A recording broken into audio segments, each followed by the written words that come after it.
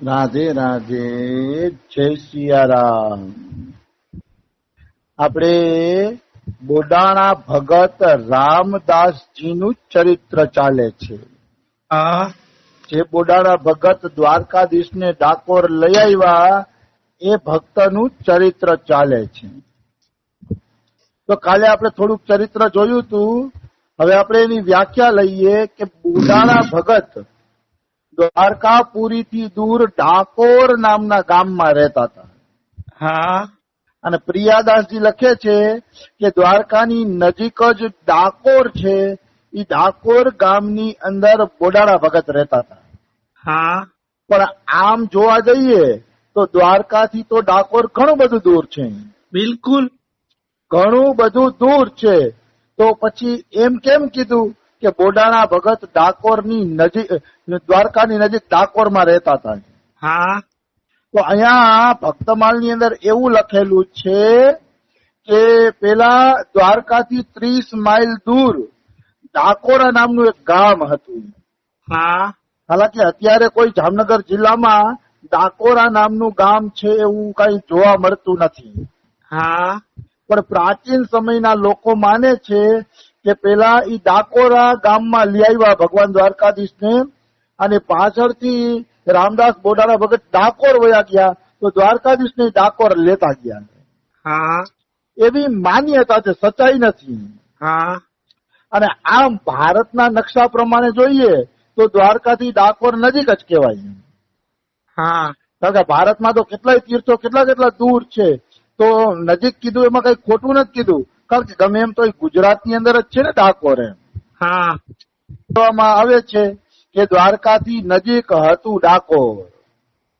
અને અહીંયા ભક્તમાલમાં સંતો લખે છે કે ભાઈ પ્રેમ હોય ને ત્યાં દૂરી હોતી નથી. આ વાત મને ગમી. પ્રેમ હોય ને પણ અત્યારે દ્વારકાથી ભલે 500 કિલોમીટર દૂર હશે કદાચ. બિલકુલ 500 કિલોમીટર દૂર હશે, પણ જ્યાં પ્રેમ હોય છે ત્યાં 5 કિલોમીટરની દૂરી પણ દૂરી લાગતી નથી. પ્રેમ સાચો હોવો જોઈએ. બિલકુલ. પણ અહીંયા દો લખ્યો છે, કુમુદીની જલમહ બસે ચંદા બસે આકાશ, જો જાહી કો ભાવતા સોતાહી કે પાસ. મતલબ એમ કે કુમુદની જલમહ બસે. કુમુદ નામનું ફૂલ થાય છે, કમળ હોય કે કોણ જાણે શું હોય, આપણે જોયું નથી ક્યારે, પણ કુમુદ નામનું ફૂલ થાય છે. અને ઈ ફૂલ ચંદ્ર પ્રકાશમાં જ વધુ પડતું ખીલે છે. તો કુમુદની જલમહ બસે ચંદા બસે આકાશ. અને ચંદ્રમાં આકાશમાં છે. તો જો એક ફૂલ ધરતી ઉપર છે અને ચંદ્ર આકાશમાં છે, કેટલી બધી દૂરી છે. તો કે ઈ દૂરી ફૂલને લાગતી નથી, કારણ કુમુદની ને ચંદ્ર પ્રત્યે પ્રેમ છે. ચંદ્રને જોઈને કુમુદની ખીલી જાય છે, એટલે એને એવું નથી લાગતું ચંદ્ર મારાથી દૂર છે. એવી જ રીતે અહીંયા કહે છે, કુમુદની જલ મહ બસે ચંદા બસે આકાશ, જો જાહી કો ભાવતા સોતાહી કે પાસ. જેનો જેની હારે પ્રેમ છે ને એની નજીક જ છે, એનાથી દૂર નથી. અને આ વાત તમને ત્યારે સત્ય સમજાશે કે જયારે માનો તમારો કોઈમાં સાચો પ્રેમ હોય, એટલે ભાઈમાં બેનમાં કોઈમાં, એમ પતિ પત્નીમાં જેમાં હોય એમાં સાચો પ્રેમ, અને એની યાદ આવશે ને ત્યારે તમને એમ જ લાગશે જાણે મારી પાસે જ છે. એની યાદથી જ તમારું મન ખીલી જશે. બિલકુલ. એટલે પ્રેમની અંદર દૂરી હોતી નથી. મારો તો અનુભવ છે. અમારા ગુરુજી અમારાથી 2 કિલોમીટર દૂર રહીએ, પણ ગુરુજીનું કોઈ ચરિત્ર યાદ આવી જાય, કોઈ પ્રસંગ યાદ આવી જાય, મન ખીલી જાય ને તો એવું જ લાગે કે જાણે ગુરુ હૃદયમાં જ બેઠા છે, એ જ પ્રેરણા કરાવે છે, એવો અનુભવ થાય. જ્યારે એ દૂર છે જ નહીં. મેં તો ગુરુ બનાવ્યા પછી એક ગુજરાતની યાત્રા કરી, પણ મને કોઈ દી એવું લાગ્યું નહીં કે હું ગુરુના સાનિધ્યથી દૂર વયો ગયો. નવી દીક્ષા લીધી તો ગુરુની નજીક રહેવું જોઈએ એવું કઈ લાગતું નહીં મને. હું જ્યાં રહું ત્યાં મારા ગુરુ મને નજીક જ લાગે. વાહ રે વાહ. એટલે કહેવાનો અર્થ શું છે કે જેનો જેના પ્રત્યે પ્રેમ હોય ને એનું ચિંતન ઘાટું હોય ને તો એ નજીક જ લાગે. ભગવાન ગોલોકમાં બિરાજે છે. અને આપણે પૃથ્વી ઉપર છીએ. ભલે ભગવાન સર્વવ્યાપી છે, સર્વવ્યાપી હોવાના નાતે આપણા રૂવાડે ભગવાન બેઠા છે. પણ છતાંય આપણે દેખાતા નથી, એટલે આપણે માનીએ છીએ કે ભગવાન ગોલોકમાં બેઠા છે.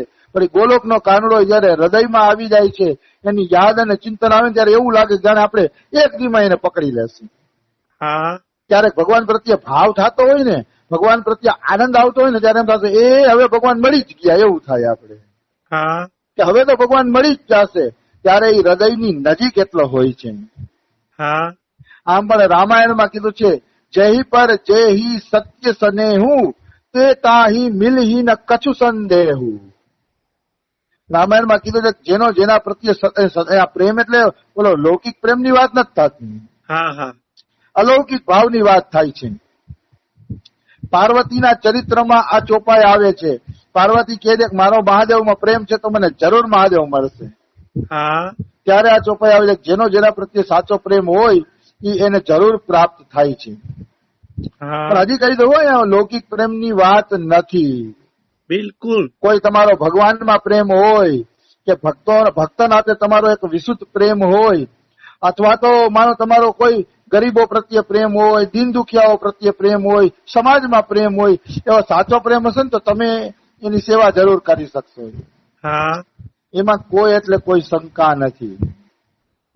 તો કહેવાનો ભાવ છે કે દ્વારકા, આમ તો દ્વારકાથી ડાકોર દૂર છે, પણ બોડાણા ભગતનો દ્વારકાધીશમાં એવો પ્રેમ હતો, એ પ્રેમના કારણે એને દ્વારકા નગરી નજીક લાગતી. એવું લાગતું જ નહીં કે દર 11 મારે 500 કિલોમીટર હાલીને દ્વારકા જવું પડે છે, એવું એને લાગતું જ નહીં. કારણ કે એનો ભગવાનમાં એવો પ્રેમ હતો. આવી વસ્તુ છે. જો એક ભક્ત થયા છે રાજસ્થાનમાં, દંડૌતી રામજી. દંડૌતી રામજી કરીને એક ભક્ત થયા છે રાજસ્થાનમાં.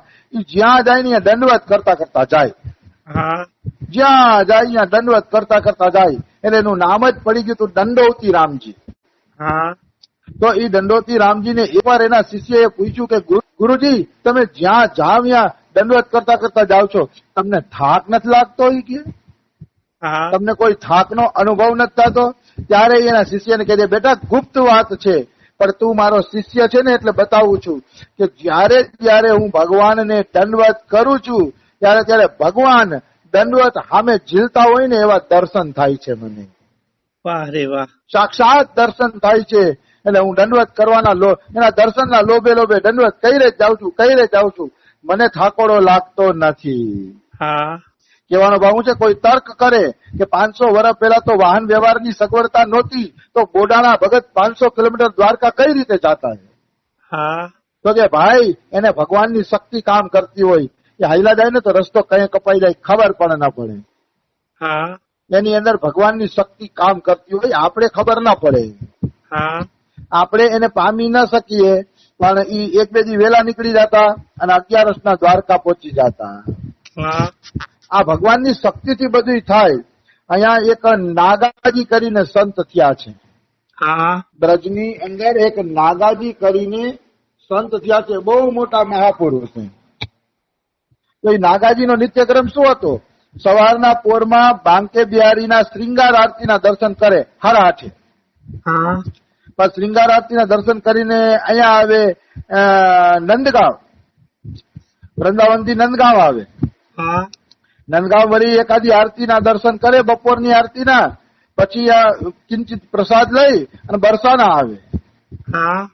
બરસાના સંધ્યા આરતીના દર્શન કરે, પછી ગોવર્ધન જાય, ત્યાં વળી એક આરતીના દર્શન કરે અને રાતે શયન આરતી બાંકે બિહારીમાં કરે. એટલે લગભગ 80-85 કિલોમીટર થાય. તો રોજનું એનું 80-85 કિલોમીટરની પરિક્રમા નાગાજી બાબાની.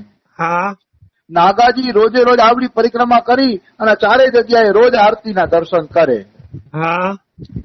એવું તો એને થાક કેમ નહીં લાગતો હોય? મેં એક સંતને પૂછ્યું હતું કે એને થાક નહીં લાગતો હોય? રોજ રોજ 85 કિલોમીટરની પરિક્રમા અને પાછું ડેઈલી સર્વિસ, એમ એ કઈ ભૂલવાનું નહીં, તો એને થાક નહીં લાગતો હોય? તો કે એને થાક એટલે ન લાગે, કારણ કે એને પ્રિયતમના દર્શન થતા હોય અને એની શક્તિ એની અંદર કામ કરતી હોય. વાહ વાહ. અને ભગવાનની શક્તિ કામ કરે ત્યારે જીવને થાક લાગતો નથી. ઈ જ ભગત નાગાજી ભગત હાઈલા જતા હોય એકવાર પરિક્રમામાં, તો બરસાના દર્શન કરીને ગોવર્ધન બાજુ જતા હોય છે ને, તો એના વાળ છે ને ઈસની જાળીમાં ફસાઈ જાય છે. હા લાંબી લાંબી એમની જટાઓ હતી, એ જટાઓ ઈસના ઝાડવાની અંદર ફસાઈ ગઈ. હા તો બાબા થોડાક હઠે ચડ્યા નાગાજી, પણ કૌપીન પહેરીને જ રહેતા. ઠંડી હોય, ગરમી હોય, વરસાદ હોય, જે કઈ હોય કૌપીન પહેરીને જ રહેતા. એટલે બધા એને નાગા બાબાજી કહેતા. હા કારણ કે કૌપીન જ પહેરવાનું, બીજું કઈ પહેરવાનું જ નહીં. એવો તો એનો વૈરાગ્ય હતો. હા તો એકવાર બરસાનાથી દર્શન કરીને હાઈલા જતા હતા, તો ઈસના ઝાડવામાં એની જટા ફસાઈ ગઈ, મોટી મોટી જટાઓ હતી. હા તો બાબાએ હઠ લીધી કે જેને આ જટાઓ સલવાવે છે એ જ હવે સુલઝાવે ને તો આગળ જાવ, નકર આગળ ના જાવ. હા હવે તો ઈ જ આ જટા સુલઝાવે તો જ હું આગળ જાવ, નકર ના જાવ, એવી હઠ લીધી. અને ભગવાન પણ લીલાધારી છે. ભગવાન પણ કઈ